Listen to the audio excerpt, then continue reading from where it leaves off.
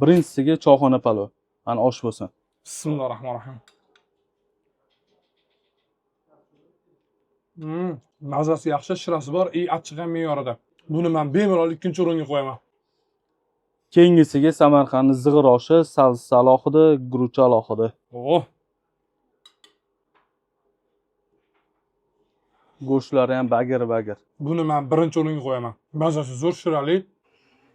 Keyingi oshimiz Toshkentda ertalab qilinadigan to'y oshi. Obedni ham qilishadi. Qazi tuxumlari bilan birga. Nechaga qo'yamiz buni? 4-o'ringa qo'yamiz. Keyingi osh bizda Buxoroliklar sevimli osh sofiysi. Bu dietический osh hisoblanadi. Qanday mazasini ko'ra oqing. Go'shtlari ham oppoq ekan. Agar boyagi oshni birinchi o'ringa qo'ymaganimda, buni birinchi o'ringa qo'ygan bo'lardim. Bunga men 3-o'rin beraman.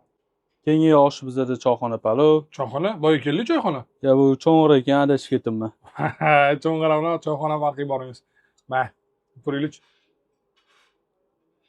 Jazillab qovurilgan go'sht mazasi bor. Keyin bu bundan sal achchiqroq ekan.